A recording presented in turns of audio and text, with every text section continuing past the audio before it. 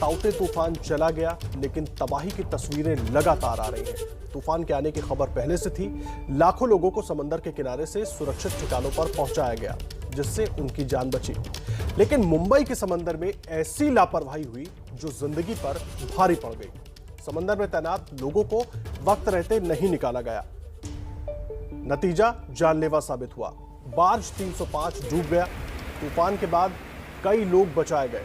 Barge में सवार 261 लोगों में से 186 को बचाया गया, लेकिन 37 लोगों की जान चली गई। बार्ज में सवार 38 लोग अब भी लापता हैं। सवाल यह है कि जो कंपनियां इन कर्मचारियों की सुरक्षा के लिए जिम्मेदार हैं, उन्होंने वक्त रहते कदम क्यों नहीं उठाया।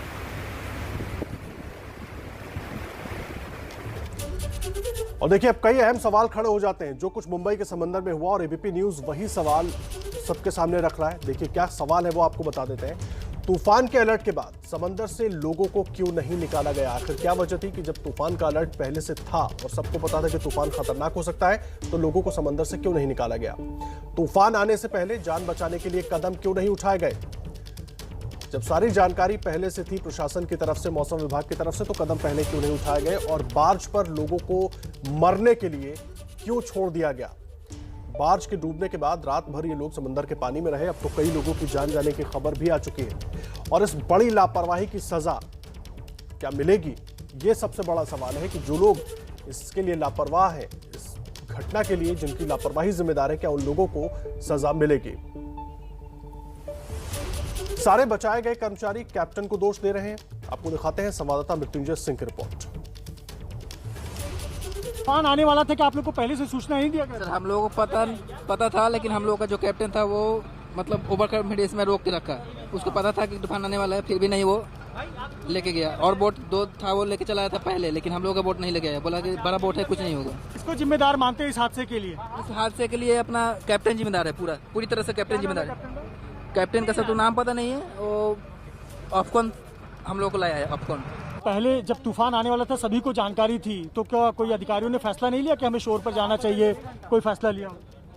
जानकारी थी सर, लेकिन वो लोग बोले कि वो करीब 200 किलोमीटर साइड से जा रहा है, उतना ज़्यादा असर नहीं रहेगा। लेकिन यहाँ तो बहुत काफ़ी ज़्यादा, मतलब जितना लोग को अनुमान लगाए तो उससे काफ़ी ज़्यादा मतलब असर था। अब कौन का इंचार्ज ने एयर एक्सिर लेने का निर्णय लिया था उधर?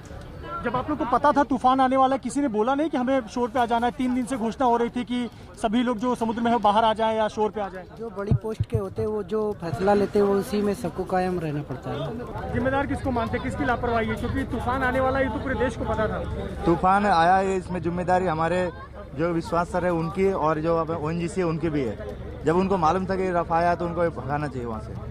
कैप्टन का नाम क्या? कैप्टन भी था उसमें, कैप्टन और विश्वास सर एफकॉन के, वो सब इसके उत्तरदायी। एफकॉन और कैप्टन को आप जिम्मेदार मानते हैं? हाँ, और ONGC। बता पाएंगे क्या हुआ था शिप पर और कैसे आप लोग की जान पर बनाई? उस शिप पे ये हुआ था कि शिप जिससे रफ आने वाला था सब मालूम था, ये लोग नहीं निकाला। हाँ। और जिससे शिप पलटने लगा, उसमें हम लोग थे। सुबह से लेकर 24 घंटा खाना नहीं खाए हम लोग। उसके बाद शिप पलटने लगा तो हम लोग अपने जान पे खेल के वाइट सूट पहन के कूद गए हम लोग। और हम लोग साथ में थे, 24-25 बंदे थे हमारे साथ में। जितने आदमी हम लोग टोटल 14 आदमी बचे हम लोग। बाकी जो कोई किधर चले गया, कोई किधर चला गया, बस ये हम लोग का डर है। जैसे हम लोग को बचा दिए, बहुत बहुत धन्यवाद। कितना घंटा आप समुद्र में थे? हम टोटल 12 घंटा था।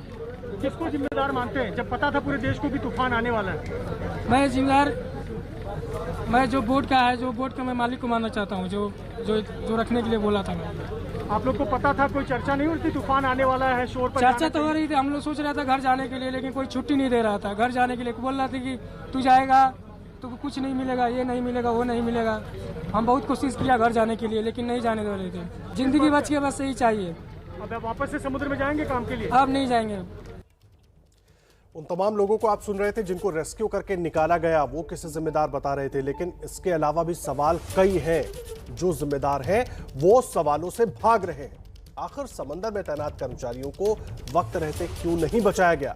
ये सवाल एफकॉन्स के कर्मचारियों से एबीपी न्यूज संवाददाता मृत्युंजय सिंह ने बार बार पूछा, लेकिन वो सवालों से भागते हुए नजर आए। आप भी देखिए किस तरह सवालों से कंपनी के कर्मचारी भाग रहे हैं। अंदर चलो, अंदर चलो। अरे बात करो, उनको बात करने दीजिए ना। चलो चलो चलो चलो चलो अंदर चलो।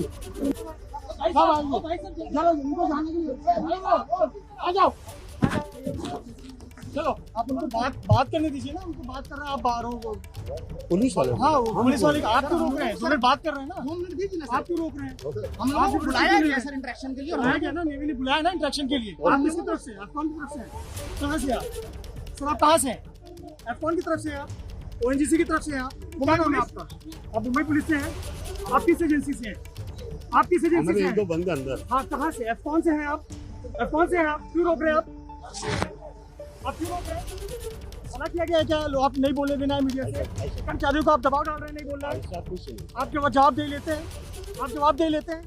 हाँ, आप जवाब दे लेंगे। किसने शिप पर काम करने के लिए रोका नहीं? किसने वापस नहीं लिया जब मालूम था तूफान आने वाला है? आप जवाब दे ले रहे हैं। आप F-कौन की तरफ से जवाब दे ले रहे हैं। क्यों लोगों को नहीं लाया गया? तूफान आने वाला था, क्यों किसने रोका वहाँ पर कर्मचारियों को? आपकी कंपनी ने एम्प्लॉय किया है ना? आपकी कंपनी ने एम्प्लॉय किया है ना? आपकी कंपनी ने एम्प्लॉय किया ना? मुझे नहीं पता सर। क्यों आपने रोका? क्यों रोक क्यों रहे आप? आप रोक क्यों रहे? बताइए ना।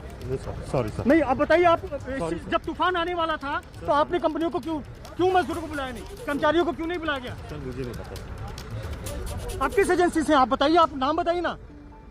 आप क्यों सबको रोक रहे हैं? ये इन लोगों की वजह से जान गई है और अभी लोगों का मुंह बंद कर रहे हैं। धमका रहे हैं आप कर्मचारियों को नहीं बोलना।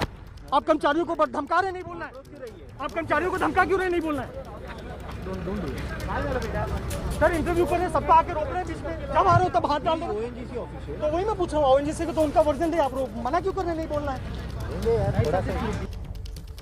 और सीधा रुख करेंगे हमारे सहयोगी मृत्युंजय सिंह का, जो इस वक्त सीधा जुड़ गए हमारे साथ मुंबई से। मृत्युंजय, एक तरफ तो इतनी बड़ी लापरवाही, 37 लोगों की जान चली जाती है, और उसके बाद इस तरह की हरकत, जिस तरह से आपको भी काम करने से रोकने की कोशिश हो रही थी, बात नहीं करने दे रहे थे उन तमाम लोगों से जिनको रेस्क्यू करके लाया गया, कोई जिम्मेदारी लेगा?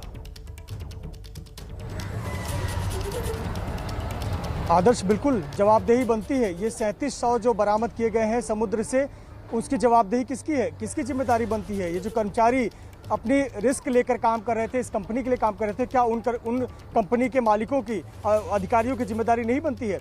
जब पूरे देश को पता था कि तूफान आ रहा है, उसका कहर केरल से लेकर गोवा, कर्नाटक सब जगह देखने को मिल रहा है, 12 तारीख को ही अलर्ट कर दिया गया था, तो अगले 3-4 दिनों तक क्या कदम उठाया गया? तो हमारा सवाल बहुत सरल था और बहुत सीधा था। हम सिर्फ जो रेस्क्यू किए गए लोग थे उनसे यही पूछना चाहते थे कि आप लोग किसे जिम्मेदार मानते हैं? जब तूफान आने वाला था तो आप लोगों को बचाने के लिए क्या प्रयास किया गया? शोर पर आपको क्यों नहीं लाया गया? यही सवाल थे जो नहीं चाहते थे कि कर्मचारी इसका जवाब दे, और हमारे इंटरव्यू को बार बार रोका जा रहा था।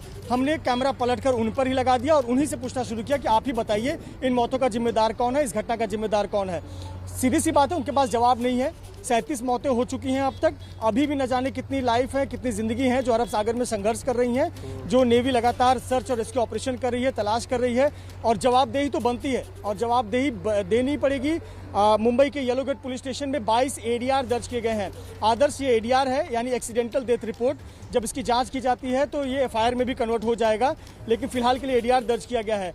आपको बता दें कि अभी भी 49 जान है, ऐसी जिंदगी है जो अभी भी अरब सागर में है, जिनकी तलाश नेवी और कोस्ट गार्ड के जवान कर रहे हैं। आदर्श, ADR की आपने जानकारी दी मृत्युंजय, मैं ये जानना चाहूंगा अभी तक कुछ ऐसी जांच शुरू हुई है कि आखिर जब अलर्ट था, जो सवाल बार बार ABP न्यूज भी उठा रहा है, अलर्ट था, हमें पता था कि ये तूफान बहुत खतरनाक हो सकता है, चक्रवाती तूफान है और इसमें कुछ भी हो सकता है, उसके बाद भी बार्ज को वापस क्यों नहीं बुलाया गया शोर की तरफ? आदर्श, बिल्कुल 2 एजेंसियां हैं जिन्होंने जांच शुरू कर दी है। पहला है मुंबई पुलिस। ये जो अरब सागर में हुआ है, इसका जुरिसडिक्शन आता है येलो गेट पुलिस स्टेशन का, जो कि समुद्री इलाके हैं, ये इसका अधिकार क्षेत्र है। येलो गेट पुलिस स्टेशन ने जितने शव बरामद उनके अधिकार में आए हैं, उनको हैंडओवर किए गए हैं, उतने आधार पर ADR दर्ज किए। अब तक आधिकारिक तौर पर उनको 2200 सौंपे गए हैं, तो 22 शव के आधार पर 22 ADR दर्ज किया गया है। दूसरी एजेंसी है DG shipping company, director general of shipping. वो DG शिपिंग ने भी जांच के आदेश दिए हैं और सवाल पूछा है कि जब 12 तारीख को ही क्लियर अलर्ट कर दिया गया था कि एक साइक्लोन है, बड़ा चक्रवाती तूफान है, और तमाम बार्ज और शिप जो है वो बंदरगाहों पर लौट आए और कर्मचारियों की सुरक्षा सुनिश्चित करें, तो आखिरकार यहाँ पर रुकने का फैसला किसका था? क्या कंपनी का दबाव था? ये DG शिपिंग ने भी जांच के आदेश दे दिए हैं। तो कुल मिलाकर कहीं ना कहीं यहाँ पर रिस्पॉन्सिबिलिटी बनती है। ONGC भी अपनी जिम्मेदारी से पल्ला नहीं झाड़ सकता, F-कॉन कंपनी जिम्मेदारी से पल्ला नहीं झाड़ सकता, मैथ्यूज कंपनी जिसके भी कुछ कर्मचारी थे वो भी पल्ला पल्ला नहीं झाड़ सकता। साथ ही साथ डर्मस्ट कंपनी, जिसका ये जहाज था, उस डर्मस्ट कंपनी, डर्मस्ट एंटरप्राइजेस प्राइवेट लिमिटेड, ये कंपनी भी अपनी जिम्मेदारी से पल्ला नहीं झाड़ सकता, क्योंकि 38-37 जाने गई हैं और अभी भी 49 जिंदगी हैं जिनके बारे में कुछ खबर नहीं है। तो कहीं ना कहीं जवाबदेही तय होनी चाहिए और इन पर कानूनी कार्रवाई होनी चाहिए। जी मृत्युंजय, आप रहे हमारे साथ, आप बने रहें। ये तमाम अहम ऐसे सवाल हैं जो सवाल सोचने पर मजबूर करते हैं कि आखिर इस तरह के हालात क्यों बने। जब पहले से ही अलर्ट था, उसके बाद इतनी बड़ी लापरवाही हुई क्यों? अरब सागर में ओएनजीसी की देखरेख वाले तेल के कई कुएं हैं और उसके लिए कई जगहों पर काम करने वाले लोग एफकॉन्स कंपनी से आते हैं। ये कंपनी इंफ्रास्ट्रक्चर पर काम करती है, लेकिन आपको बता दें कि ताउते तूफान में डूबे बार्ज P305 को लेकर एफकॉन्स कंपनी शुरू से गलतफहमी पैदा कर रही है। ओएनजीसी के मुताबिक बार्ज पर 273 लोग थे, जबकि एफकॉन्स कंपनी कह रही है कि सिर्फ 261 लोग थे। आप इनकी लीपापोती को इस बात से भी समझिए कि जब एबीपी न्यूज समंदर से बचकर आए लोगों से बातचीत कर रहा था तो एफकॉन्स के लोग रोकने की कोशिश कर रहे थे, लेकिन जब हमारे सहयोगी मृत्युंजय सिंह ने उनसे उल्टा सवाल किया तो वो भागते हुए नजर आए।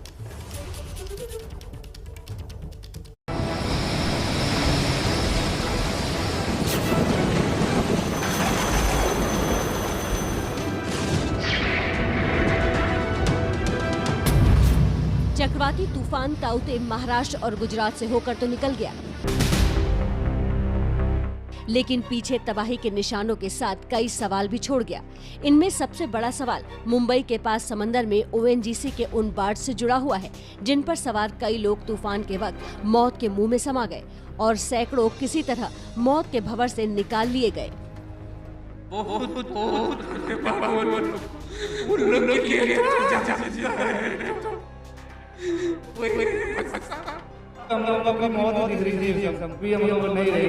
हमारा बात था, एक साइड से डैमेज हो चुका था, उसमें पानी भर गया था। 8 घंटे तक हम लोग उसी में थे। सर लग नहीं रहा था कि हम लोग अब जी पाएंगे। सवाल है, जब अलर्ट के बाद प्रभावित इलाकों से लाखों लोगों को तूफान से पहले ही सुरक्षित जगहों पर पहुंचा दिया गया, तो बार्ज पर मौजूद लोगों को भी तूफान आने के पहले क्यों नहीं निकाला गया? उन लोगों की मौत का जिम्मेदार आखिर कौन है जिनकी जान बार्ज पर रहते हुए चक्रवाती तूफान में चली गई? सवाल ये भी कि क्या जानबूझकर समंदर के करीब बार्ज पर मौजूद सैकड़ों लोगों को तूफान में मरने के लिए छोड़ दिया गया? ऐसे तमाम सवालों के जवाब तलाशे जा सके, इसलिए पेट्रोलियम मंत्रालय ने ओएनजीसी के बार्ज P305 के समंदर में डूबने और ओएनजीसी के लिए पश्चिमी तटीय क्षेत्र में काम करने वाली ठेकेदार कंपनी एफकॉन के 3 बार्ज के समंदर में फंसने की पूरी घटना की जांच कराने का फैसला किया है। जांच के लिए एक हाई लेवल कमेटी गठित की गई है। इस कमेटी को 1 महीने के अंदर अपनी जांच रिपोर्ट पेट्रोलियम मंत्रालय को सौंपनी होगी। हाई लेवल जांच कमेटी इस बात का भी पता लगाएगी कि ताउते तूफान को लेकर मौसम विभाग और अन्य चेतावनियों पर कितना ध्यान दिया गया, तूफान आने से पहले किस तरह के कदम उठाए गए, बार्ज को सुरक्षित रखने और आपदा प्रबंधन से जुड़े SOP यानी नियम कायदों का सही तरीके से पालन हो भी रहा था या नहीं। मुंबई पुलिस ने समंदर में बार्ज P305 के डूबने के मामले में 4 शवों की सुपुर्दगी के बाद 4 अलग-अलग ADR यानी एक्सीडेंटल डेथ रिपोर्ट दी है। ताउते तूफान के दौरान मुंबई के पास गहरे समंदर में डूबे बार्ज P305 के कैप्टन और कुछ अफसरों की भूमिका भी सवालों में है। इसकी गवाही मौत के चंगुल से बचा कर लाए गए वो लोग देते हैं जिनसे ABP न्यूज के रिपोर्टर मृत्युंजय सिंह ने बात की। तूफान आने वाला था कि आप लोग को पहले से सूचना नहीं दिया गया? सर हम लोगों को पता था, लेकिन हम लोग का जो कैप्टन था वो मतलब ओवर कॉन्फिडेंस में रोक के रखा। उसको पता था कि तूफान आने वाला है, फिर भी नहीं वो लेके गया। और बोट 2 था वो लेके चलाया था पहले, लेकिन हम लोग का बोट नहीं लेके आया। बोला कि बड़ा बोट है, कुछ नहीं होगा। वो लोग बोले को करीब 200 किलोमीटर साइड से जा रहा है, उतना ज्यादा असर नहीं रहेगा। लेकिन यहाँ तो बहुत काफी ज्यादा मतलब जितना लोग को अनुमान लगाए तो उससे काफी ज्यादा मतलब असर था। बार्ज के कैप्टन और एफकॉन का इंचार्ज ने ये रिस्क लेने का निर्णय लिया था। सिर्फ यही नहीं, बाढ़ से बचाए गए लोग जब ABP न्यूज से अपनी आप बीती बयां कर रहे थे तो देखिए कैसे ठेकेदार कंपनियों से जुड़े एक अधिकारी ने सच पर पर्दा डालने की कोशिश की। अरे बात करें तो बात करने दीजिए ना। चलो चलो चलो चलो चलो आ जाओ। चलो आप उनको बात करने दीजिए ना, उनको बात कर रहे हैं, आप बाहर हो। पुलिस वाले? हाँ पुलिस वाले आप क्यों रोक रहे हैं? 2 मिनट बात कर रहे हैं ना। 2 मिनट दीजिए ना। आप क्यों रोक रहे हैं? आप मुंबई पुलिस से हैं? आप किस एजेंसी से हैं? आप किस एजेंसी हमारे से एक दो हैं? बंदे अंदर है। हाँ, कहाँ से? F कौन से हैं आप? F कौन से हैं आप? क्यों रोक रहे हैं आप? आप क्यों रोक रहे हैं? मना किया गया है क्या? लो, आप नहीं बोलने देना है मीडिया से। ऐसा- कर्मचारियों को आप दबाव डाल रहे हैं, नहीं बोल रहे हैं। ऐसा कुछ नहीं सर। आप जवाब दे लेते हैं? ऐसा कुछ आप जवाब दे लेते हैं? हाँ, आप जवाब दे लेंगे? अभी लोगों का मुंह बंद कर रहे हैं, धमका रहे हैं आप कर्मचारियों को नहीं बोलना। आप कर्मचारियों को धमका रहे नहीं बोलना है। क्यों रही है? आप कर्मचारियों को धमका क्यों रहे नहीं बोलना है? सच आखिर क्या है? अलर्ट के बावजूद तूफान में कई बेगुनाह लोगों की मौत और ऐसी गंभीर लापरवाही के लिए आखिर कौन कौन जिम्मेदार है? इसी को सामने लाने के लिए अब हाई लेवल कमेटी जांच में जुटी है। लेकिन एक सवाल सबके जहन में गूंज रहा है, जब गुजरात के तटीय इलाकों से लाखों लोगों को समय रहते सुरक्षित पहुंचाया जा सकता है, तो यहाँ ऐसा क्यों नहीं हो सका? क्यों 700 के करीब लोगों को मरने के लिए यूं छोड़ दिया गया?